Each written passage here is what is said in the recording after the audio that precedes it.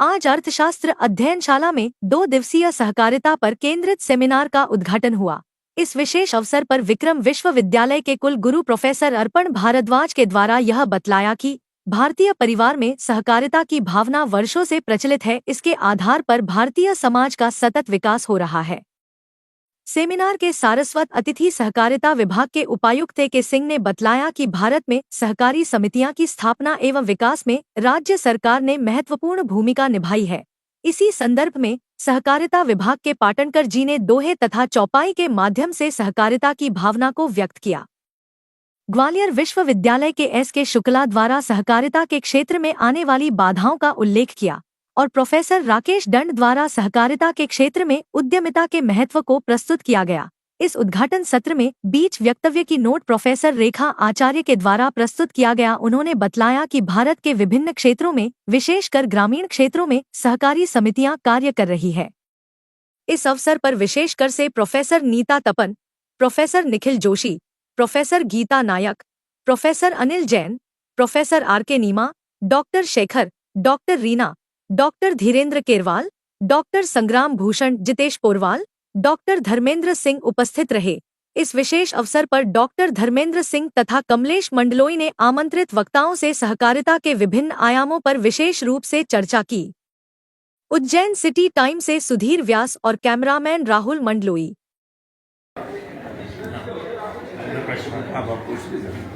Sir, हम लोग higher education से जुड़े हुए हैं, तो क्या विक्रम यूनिवर्सिटी के माध्यम से हम लोग सहकारिता को, विशेष करके जन सहभागिता को मॉडल बनाकर क्या हम उच्च शिक्षा के क्षेत्र में कोई विकास कार्य कर सकते हैं?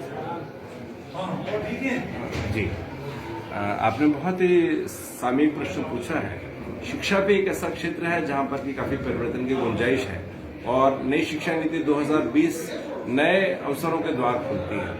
तो सहकारिता के माध्यम से समूह में कार्य करके एक समिति बना करके एक अच्छे शैक्षणिक संस्थान का संचालन करना और उसकी शुरुआत विक्रम विश्वविद्यालय से हो सकती है। निश्चित ही यहाँ जो शोधार्थी हैं वे उत्कृष्ट स्तर का कार्य कर रहे हैं और समाज के इसके प्रति अपने उत्तरदायित्व का निर्वाह करते हुए भी मैं कहूँगा कि शोधार्थी गाँव में जाए और इस भाव को किसानों के बीच में, समाज के विभिन्न घटकों के बीच में, वे महिलाएं हो सकती हैं, वे युवक हो सकते हैं, वे कृषक हो सकते हैं, उनके बीच सहकारिता के भाव को फैलाएं और छोटी छोटी इकाइयों का छोटे छोटे गाँव में जुड़ करके वे गठन करवाएं, जिससे कि जहां इसका ज्ञान नहीं है, जहां यह प्रकाश अभी तक नहीं पहुंचा है, उस प्रकाश को पहुंचाने का, इस संदेश को पहुंचाने का काम विक्रम विश्वविद्यालय के शोधार्थी और युवा कर सकते हैं। उन्हें करना भी चाहिए, ऐसा मैं विचार करता हूँ।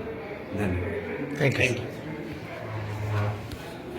क्या आपको ऐसा लगता है कि जो सहकारिता की भावना है, जो हमारे भारतीय संस्कृति में प्राचीन काल से चली आ रही है, क्या आपको लगता है कि वर्तमान समय में वो भावना धीरे धीरे विलुप्त होती जा रही है? देखिए, अस्तित्व व्यक्तित्व की ओर संकेत करता है और सह अस्तित्व सामूहिकता की ओर संकेत करता है।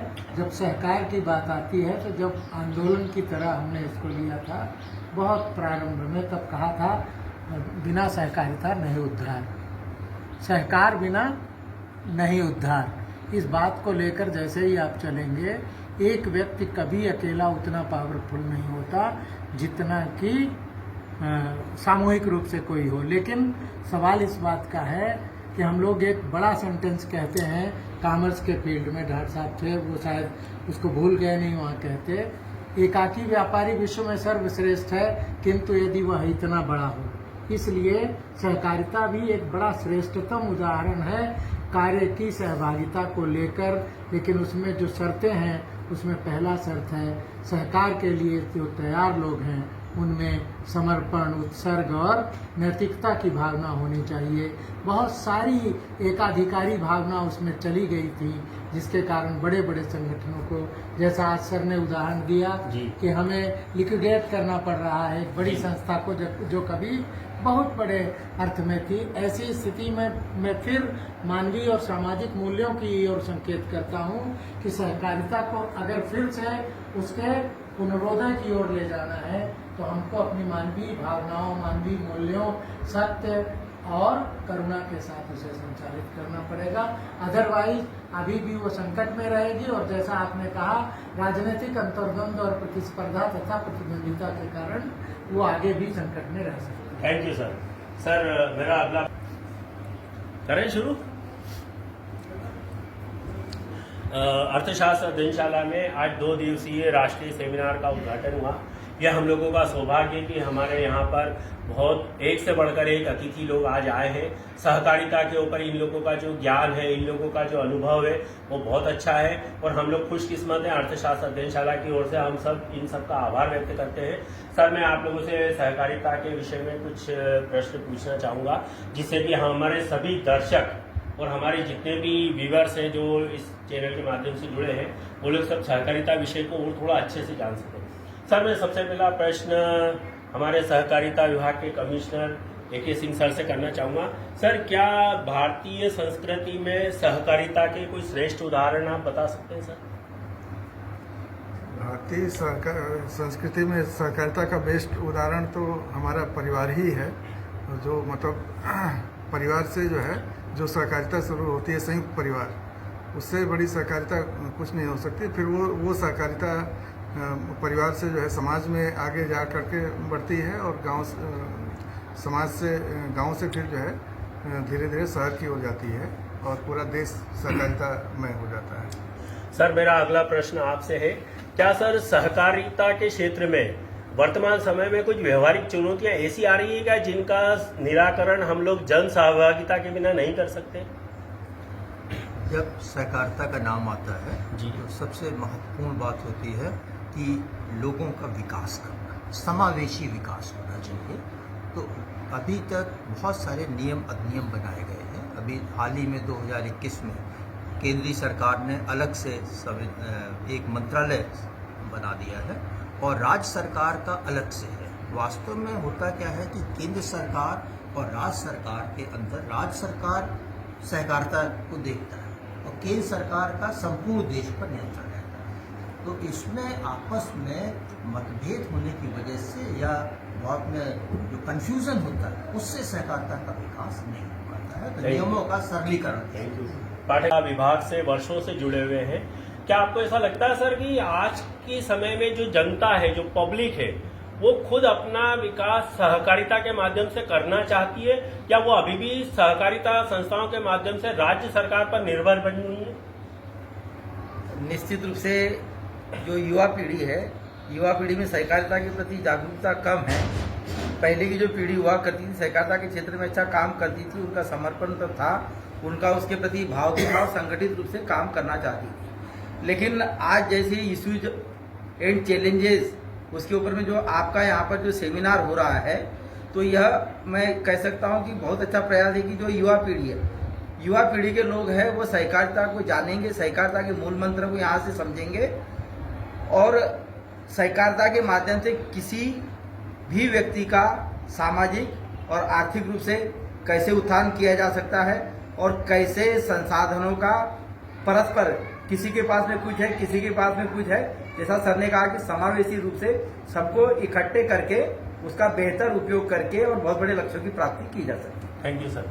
सर हमारा अगला प्रश्न आपसे है, क्या सर आपको ऐसा लगता है कि हमारे जो वर्तमान समय में भारतीय परिवार हैं उनमें सहकारिता की भावना विलुप्त होती जा रही है?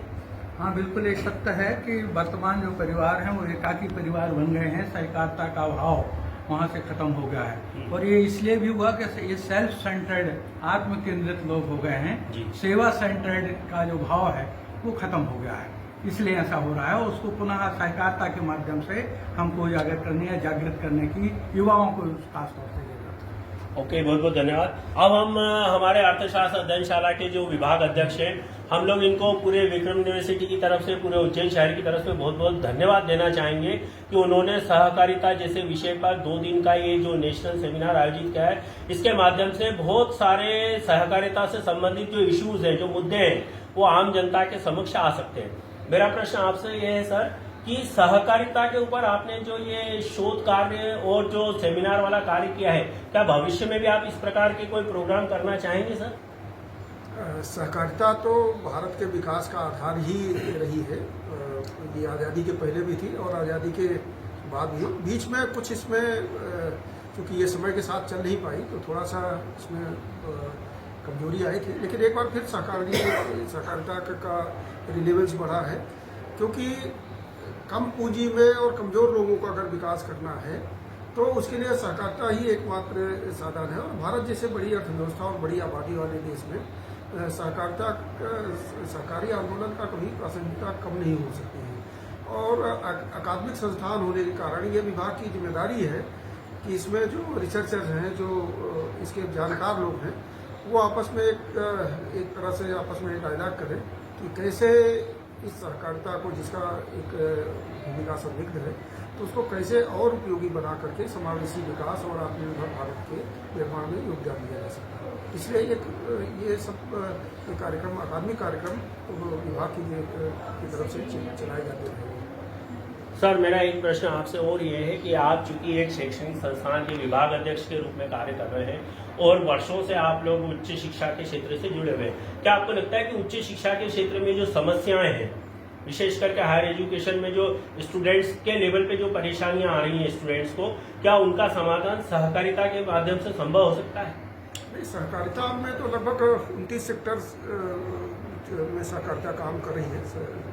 और इसको ये देखना होगा उच्च शिक्षा विभाग या शिक्षा विभाग के लोगों को कि उसका सहकारिता का यहाँ पर किस रूप से इस्तेमाल कर सकते हैं। बात यह है कि जब बच्चा पढ़ करके जाता है, जो अपनी अध्यापन करके आगे निकलता है, तो उसको कहीं न कहीं कोई सामाजिक आर्थिक परिप्रेक्ष्य में कुछ न कुछ उसको जिम्मेदारियाँ उठानी पड़ती हैं।